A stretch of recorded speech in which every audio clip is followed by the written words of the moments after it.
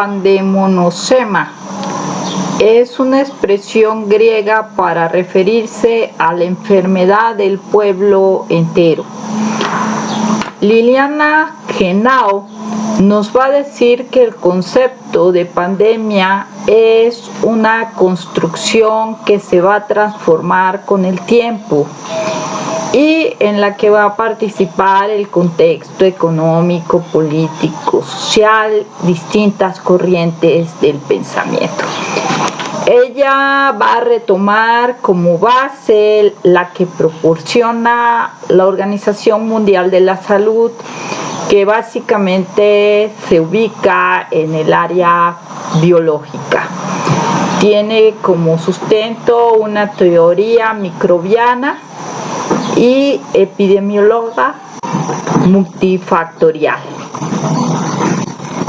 Esta pone énfasis en un agente huésped. La autora habla de que hay varias posturas críticas en donde se toma en cuenta el entorno económico, el entorno cultural, el entorno sociológico, y habla que esta está siendo desarrollada en América Latina en la medicina social. En este espacio nos vamos a referir básicamente a cómo se va a desarrollar la pandemia en el 431 a.C. a través de un relato que va a construir Tucídides, mucho a partir de su propia experiencia, ya que él mismo va a caer enfermo.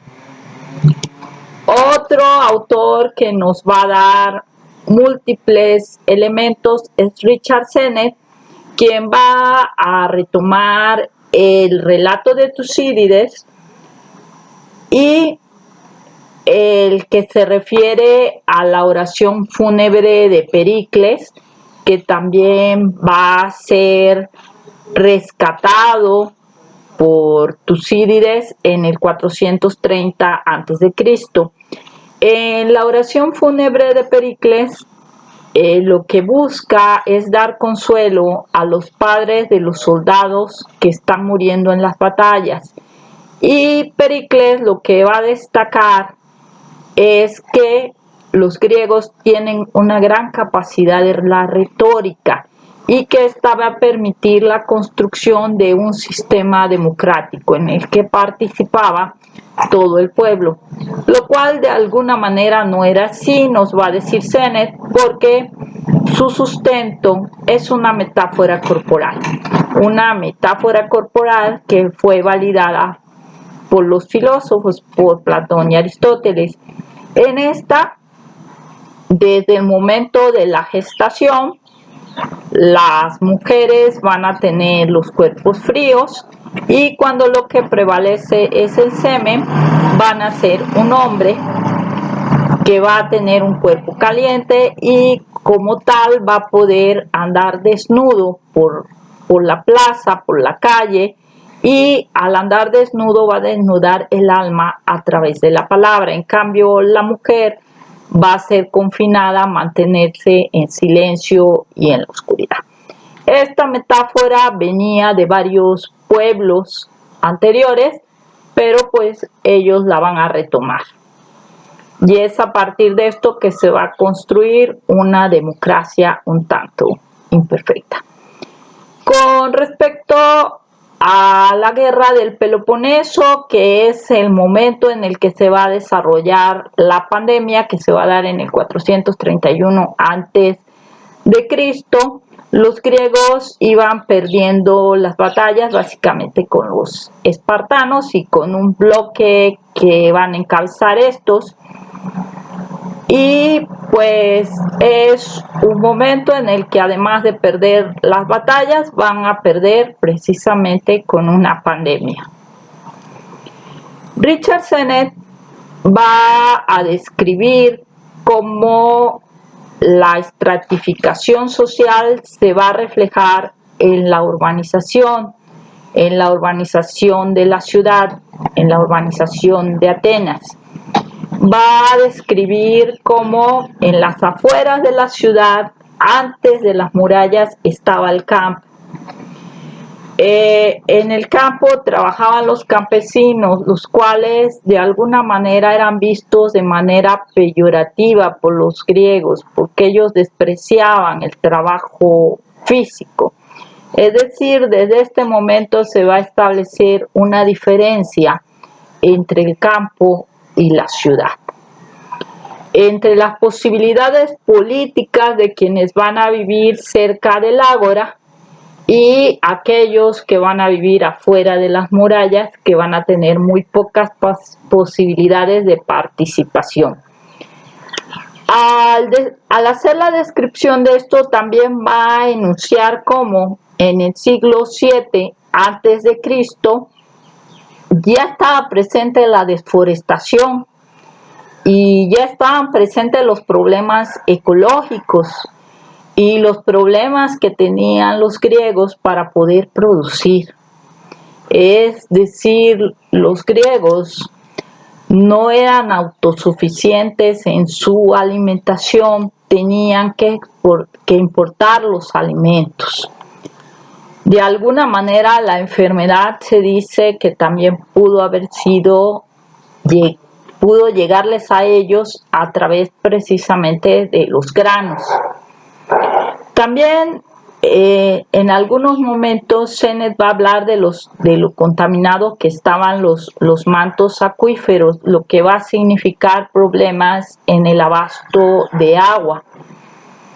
En el caso de algunos biólogos, sobre todo en estos últimos meses, van a hablar de cómo la deforestación va a permitir el desarrollo de las enfermedades, porque muchos vectores, como es el caso de los mosquitos, con mayor facilidad van a poder propagar las enfermedades.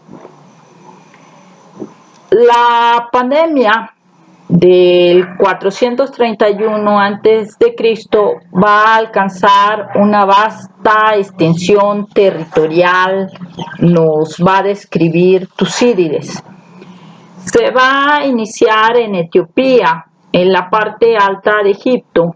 De ahí va a descender a la parte baja de Egipto y se va a extender por Libia y Persia. Va a llegar a Atenas y al comienzo de los Pirineos, es decir, va a abarcar una gran extensión. Tucídides va a señalar que no había una referencia de una pandemia que hubiera alcanzado una extensión tan vasta. Los Pirineos al principio van a sospechar de los atenienses, de los peloponeses, que habían emponzoñado sus pozos. Básicamente ellos no tenían posibilidades de abastecimiento de agua, mucho como lo que actualmente se están viviendo en las ciudades. Tucídides básicamente a partir de Atenas va a relatar cómo se va a generar esta enfermedad. Nos va a hablar cómo la gente va a sentir temor y se va a congregar en la puerta de entrada de la ciudad. Es decir, no desconocían totalmente de las medidas higiénicas que ahorita se están desarrollando. Tucídides va a describir los síntomas de esta enfermedad. Algunos han señalado, algunos epidemiólogos, médicos, que se pudo haber tratado de la viruela, otros del cólera, pero actualmente no han llegado a un acuerdo de lo que pudo haber sido. En algunos casos, algunos de los síntomas tienen que ver con lo que pasa con el COVID, básicamente lo que se refiere a las vías respiratorias. Tucídides nos va a decir que cuando la gente se enfermaba sentía un fuerte y excesivo calor en la cabeza, que los ojos se les ponían colorados e hinchados, que la lengua y la garganta eran sanguinolentas, que el aliento era hediondo. Nos va a hablar de la voz enronquecida y que la enfermedad descendía al pecho y de allí al corazón, que provocaba vómito, que la piel exterior se sentía caliente y que en el interior la gente sentía un gran calor.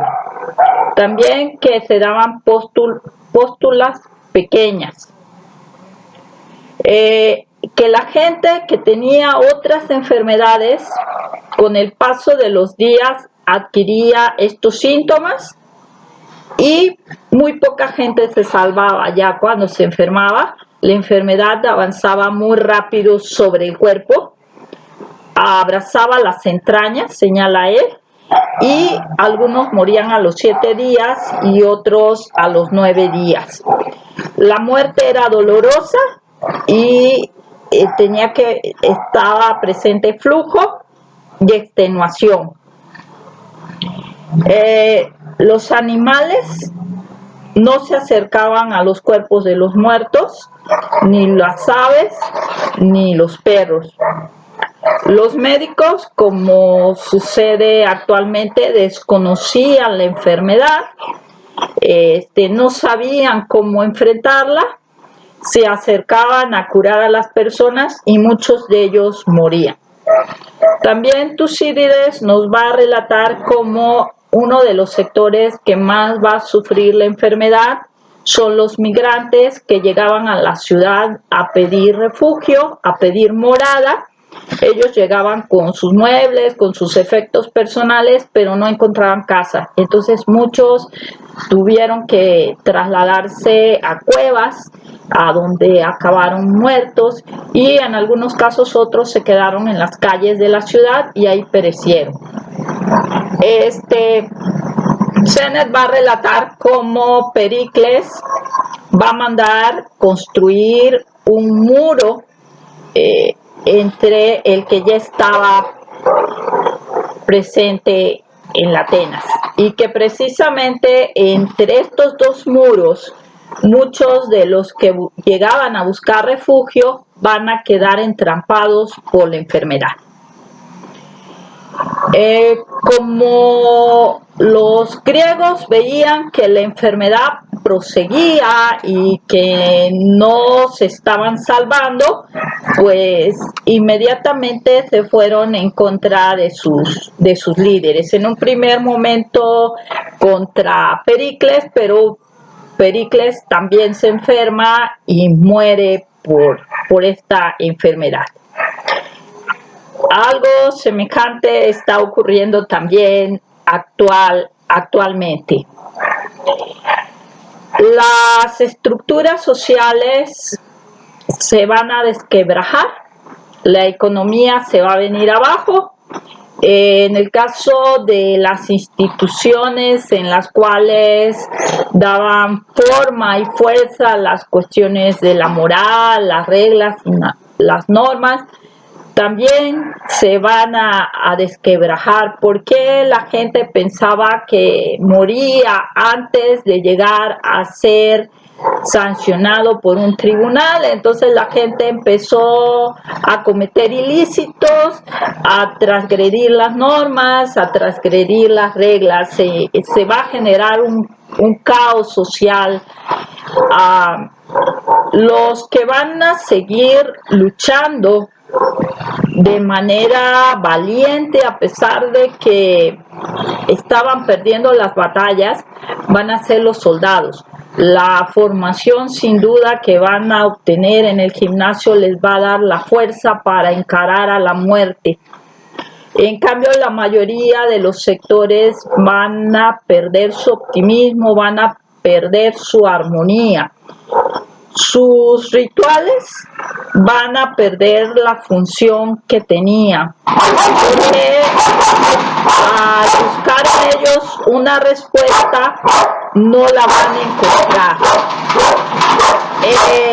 En el caso de los rituales mágicos, va a pasar lo mismo que con los religiosos, y algunos relatos que van a dar sustento a la tragedia griega y que van a ser la base de varias de las estructuras sociales, pues no van a tener tampoco ningún referente para estos. Tal es el caso de Edipo Rey, que tenía muchos significados cívicos, más allá del significado psicológico, porque Edipo, cuando se casa con su madre y cuando mata a su padre, no lo hace de forma consciente.